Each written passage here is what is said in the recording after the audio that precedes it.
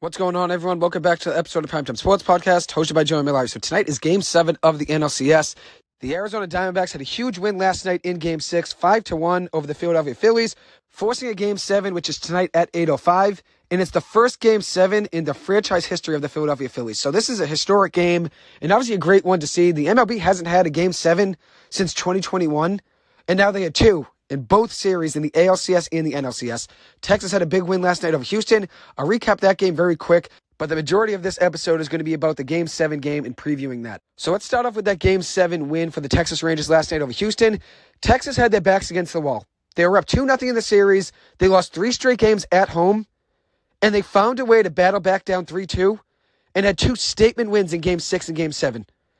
They found a way to come back down 3-2 after being up 2-0. And when you're down 3-2 and you give up 3 straight losses in a row at home, that can be demoralizing. A team can completely just give up and fold.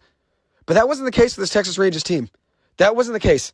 They found a way to battle back down 3-2, and they almost were up 3-2. They lost in Game 5 to the Houston Astros off a 3-run home run by Jose Altuve in the 9th inning. That game could have been a win for the Texas Rangers. But they found a way to battle back from such a low point of the series, losing that game in Game 5, and you had to lead in the 9th inning. And they won Game 6 and Game 7, both by big margins, winning by 9-2 in Game 6, and then winning last night 11-4. So credit to this Texas Rangers team. They outscored the Astros 20-6 in the last 2 games. And that's the reason I think this Texas Rangers team is so dangerous, because their offense can take over, and that's even without Corey Seager and Marcus Semien having big series. I mean, they both struggled in the series. They both did play well last night.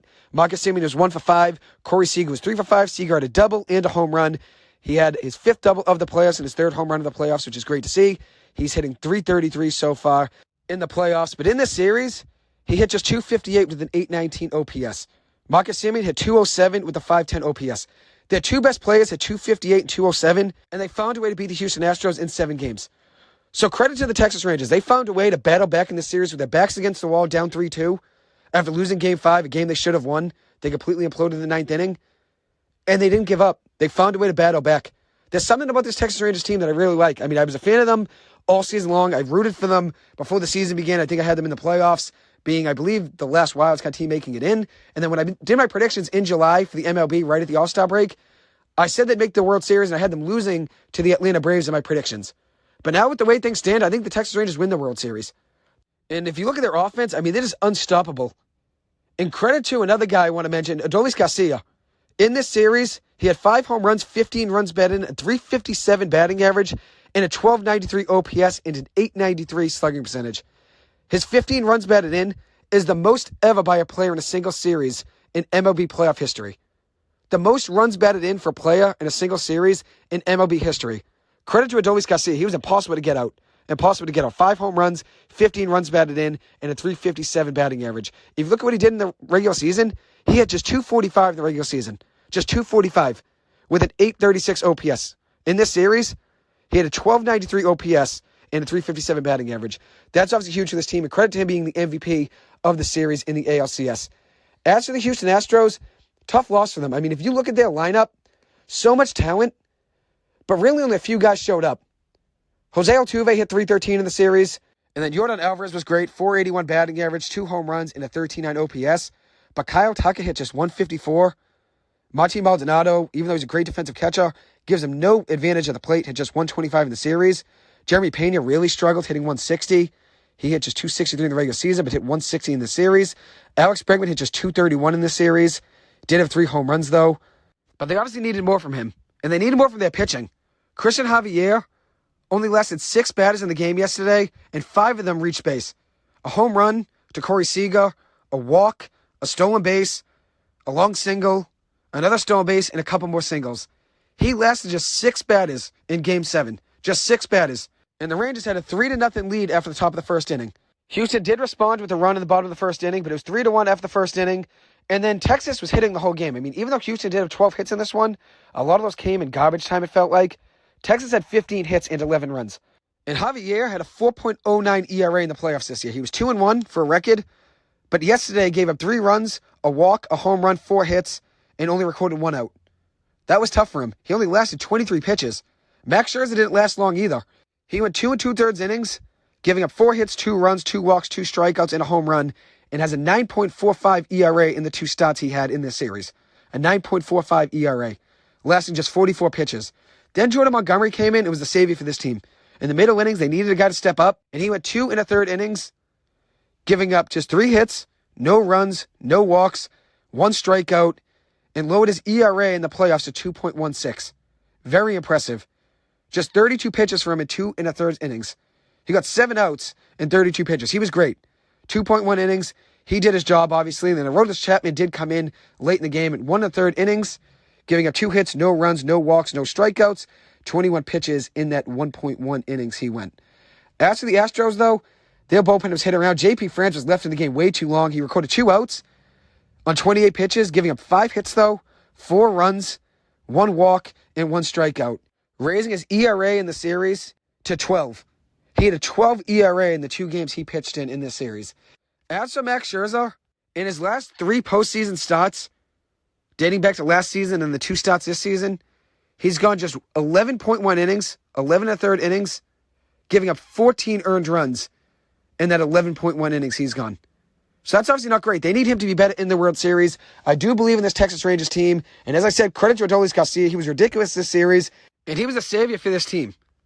And the crazy thing is about this Texas Rangers team, this is the first time making it back to the World Series since 2011. They went in 2011 and 2010, losing both those years. They've never won a World Series in their franchise history, and they've played in the most playoff games for an MLB franchise that has never won a World Series. The most playoff games for an MLB franchise that's never won a World Series.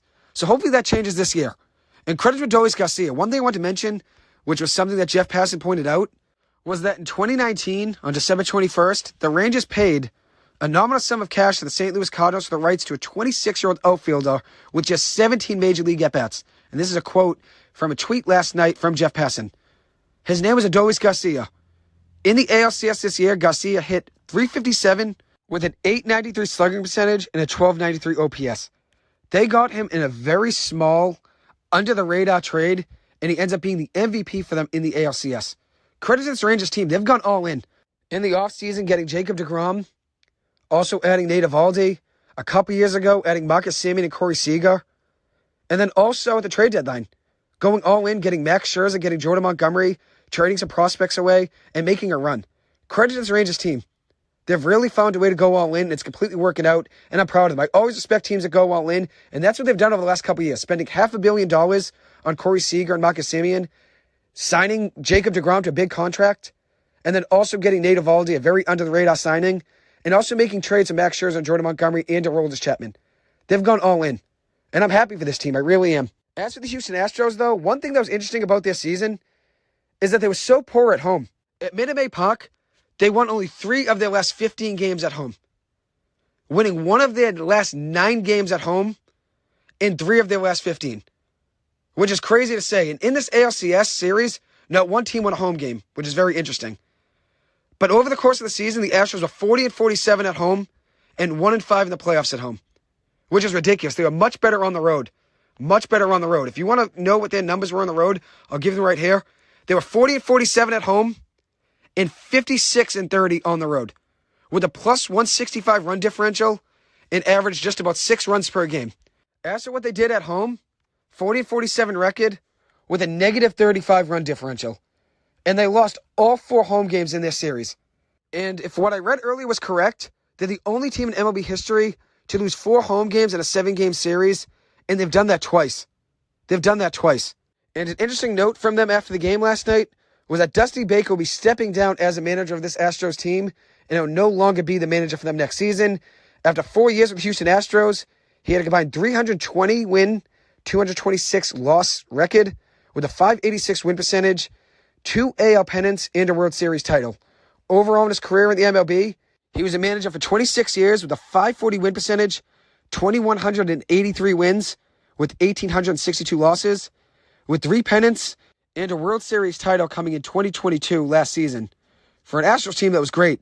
In the playoffs, they were 11-2 last season. This season, 6-5. But credit to Dusty Baker. He's had a long career in the MLB as a manager, stand-up guy, and obviously a guy that a lot of people are a fan of across the MLB. He's widely respected, and we'll see what he does next. Maybe he steps in the front office, or maybe just steps away from the game of baseball, considering how many years he has been coaching in the major leagues. So now I'm going to talk about Game 6 last night in the NLCS, a big 5-1 win for the Arizona Diamondbacks.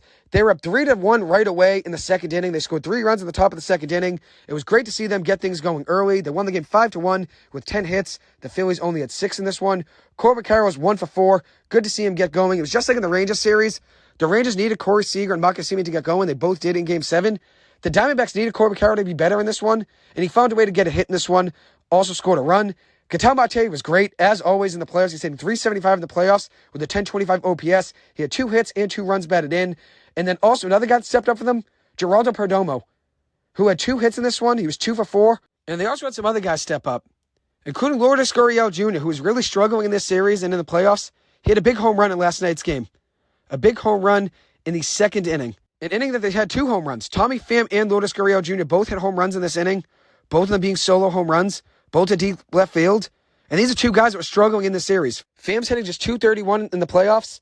And then Gurriel Jr. is hitting just .227. Both of them with OPSs in the 600s. Both of these guys need to step up. They had big home runs in last night's game. Early, too. Early home runs in the second inning, giving the Diamondbacks some momentum and giving them a 3-0 lead after the top of the second inning. That's obviously huge for this team. And the Diamondbacks were aggressive in this one. They stole 4 bases in this game. 4 bases, which is huge to see. So we'll see if they're aggressive in Game 7 as well. As for the Phillies, some guys have been struggling for them, continued to struggle last night. Johan Rojas hitting just .095 in the playoffs. He hit .302 in the regular season, but he's hitting .095 in the playoffs. He was 0 for 3 in last night's game. Nick Castellanos, 0 for 4 in last night's game with 2 strikeouts. He's hitting .233 so far in the playoffs. And if you look at his numbers in the series, he's just 1 for 20 in the series with an .050 batting average. He's been really struggling. But it looks like Rob Thompson isn't going to make any changes. It's Kyle Schwarber leading off at DH. Trey Turner batting second. He's hitting .378 so far in the playoffs. He'll be playing shortstop, batting second. Then batting third is the first baseman, Bryce Harper. He's hitting .316 in the playoffs with 5 home runs. Batting fourth, cleanup, is third baseman, Alec Boehm. He's hitting .233 in the playoffs. Bryson Stott batting fifth, playing second base. He's hitting .238 in the playoffs. Batting sixth is the catcher, JT Realmuto. He's hitting .267 in the playoffs with 3 home runs. Nick Castellanos batting seventh, playing right field, hitting .233 in the playoffs with 5 home runs and 7 runs batted in. Realmuto does have 12 RBIs in the playoffs, which is very impressive. Just noticed that here in the box score. Batting 8th, it's Brandon Marsh playing left field, hitting .343 in the playoffs with a home run and 4 runs batted in. And then Johan Rojas playing center field, batting 9th for the Phillies, hitting .095 in the playoffs. As for the Diamondbacks, leading off for them is Ketel Marte, the MVP for them this series. And I said, if the Diamondbacks want to win this series, it has to be in 7 games, and Ketel Marte would be the MVP. And right now, the way things stand, I believe both of those things will happen. I think Ketel Marte will be the MVP of the NLCS, and I think the Diamondbacks win Game 7 tonight. So you got Marte leading off, playing second base, hitting .375 in the playoffs with 2 home runs, 2 stolen bases, and 7 runs batted in. Corbin Carroll batting second, playing center field, hitting .250 in the playoffs with 2 home runs. Gabriel Moreno batting third, playing catcher, hitting .256 in the playoffs with 3 home runs and 8 runs batted in. Christian Walker batting fourth, hitting .194 in the playoffs, playing first base. He also has 1 home run in the playoffs and 3 stolen bases. Batting fifth, it's Tommy Pham playing right field with 7 runs scored, 2 home runs, and 2 stolen bases in the playoffs, hitting .231 so far in the playoffs. As I said, Lourdes Gurriel Jr. batting sixth, playing left field, hitting .227 with 2 home runs so far in the playoffs. Evan Longoria, the DH, batting seventh, hitting just .147 in the playoffs. Does have a lot of playoff experience over his career, so I think he's been great in that locker room, I'm sure, trying to calm down the young guys. Batting eighth, it is the third baseman, Emmanuel Rivera, who's hitting just .125 in the series. He is 1 for 8 in the series. And then batting ninth, rounding out the Diamondbacks lineup, it is Geraldo Perdomo, who is 6 of 21 in the series with a .286 batting average and a .747 OPS. Overall in the playoffs, he has 2 home runs, a stolen base, and is hitting .242 overall. As for this game tonight, who's on the mound for each of these teams?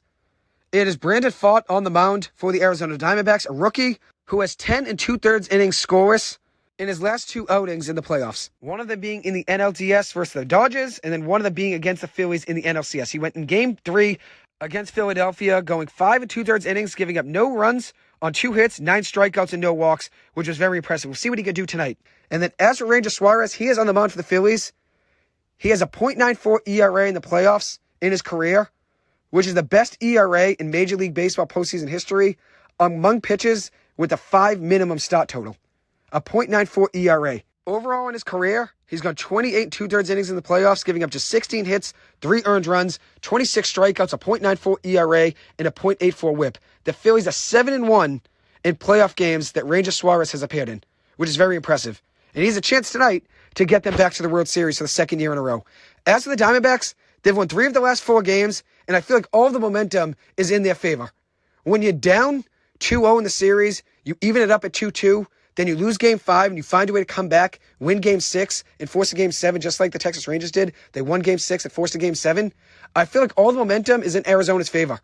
They're a gritty team that finds ways to win, and they play their best when their back's against the wall, as we saw last night in Game 6. And then also at the beginning of the series when they were down 2-0, they found a way to win the next 2 games at home in Game 3 and Game 4. And they've had a lot of guys step up.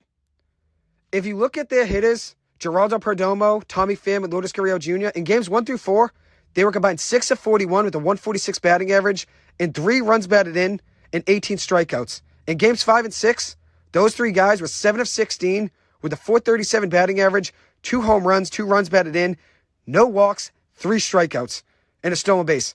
They only had 3 strikeouts combined in the last 2 games when they had 18 in the first 4 games combined. Those guys have really stepped up for them, which is huge to see. One guy that really does have to get going for them, though, is Christian Walker, who is 2 of 19 in the NLCS with a 105 batting average, no doubles, no triples, no home runs, just 1 run batted in so far in the series, with 9 strikeouts and a stolen base. If you look at what his numbers were this season against left-handed hitting, he had 255 with 13 home runs and a 922 OPS against left-handed pitching this season. They need him to have a big hit in tonight's game. And then the bullpen for the Diamondbacks has really stepped up too. Ryan Thompson, Kevin Ginko, Paul Sewald, who they got actually in a trade right at the deadline from Seattle. All 3 of those guys in the NLCS have combined for 10 1/3 innings pitched, giving up just 8 hits, 1 earned run, 12 strikeouts, 3 walks, a .87 ERA, and a 1.06 whip in the NLCS. In the playoffs overall, they've gone 23 2/3 innings, giving up just 3 runs, 29 strikeouts to 6 walks, a 1.14 ERA, and a 1.05 whip.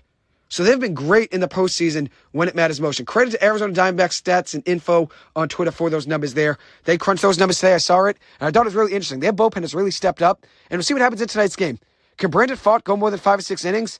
That would be huge for that Diamondbacks team because they can rely on the best relievers for them in the innings 6, 7, 8, and 9, maybe 7, 8, and 9 if Pfaadt can go 6 innings, and that would be huge. Pfaadt is just a rookie. He's only 25 years old, just turned 25 over the last couple weeks. And in the regular season, he struggled. Was 3-9 with a 5.72 ERA and 18 starts, with 94 strikeouts and 96 innings. But in the playoffs, he's been awesome.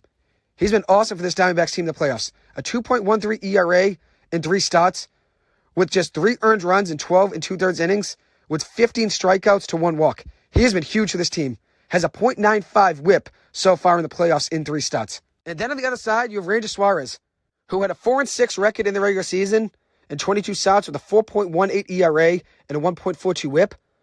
But he's been great in the postseason in his career. This year in the postseason, which I already mentioned his numbers, he is 1-0 with a .64 whip, a .64 ERA, and has a chance tonight to send the Phillies back to the World Series for the second year in a row. So now for my prediction, which I said if Arizona wants to win this series, which I was rooting for them to win the series, I knew it had to be in 7 games, and I knew Ketel Marte would have to have a big series. And I'm going to stay with that. I thought the Phillies would win in 6 in my predictions, but I was really rooting for Arizona to win in 7. I wanted to say Arizona in 7, but there was something about that Phillies team and their lineup that I said they'd win in 6 games, maybe because of how hot they were in the playoffs last year. But I was really rooting for Arizona to win in 7. And I'm going to stay with Arizona winning in 7. I think they win tonight, and I'll go with a score of 6-5. I think it'll be a very close game, but I think Arizona finds a way to win, and I think there will be a big hit in this game from Christian Walker. Guy's really struggled so far in the postseason, but he was great in the regular season versus left-handed pitching. I think he has a big hit tonight. And as for Brandon Pfaadt, I'm hoping he can go 5 innings and maybe give up a couple runs. As for Ranger Suarez, he's been great in the postseason. If the Diamondbacks can find a way to get some runs on the board early and put some pressure on the Phillies, that would be huge. They have all the momentum already. Being down 2-0, tying it up 2-2, and then being down 3-2 and finding a way to win Game 6 in Philly and forcing Game 7, they have all the momentum in the world. This would be their first time back to the World Series since 2001. And then on the other side, you have the Texas Rangers, who have never won a World Series ever. That would be a great World Series matchup between Arizona and the Texas Rangers. I'm rooting for that to be the matchup. We'll see what happens in tonight's game. The Phillies have always found a way to battle in the postseason. As we saw last season, they completely took over the playoffs with all of their power and clutch hitting. But there's some guys that really stepped up in the postseason last year, like Nick Castellanos, that really haven't been showing up so far in this playoff series, Castellanos being one of them. We'll see who will step up in tonight's game. Whether it be Arizona or Philadelphia, I'm hoping it's a great game. This is a great time of year.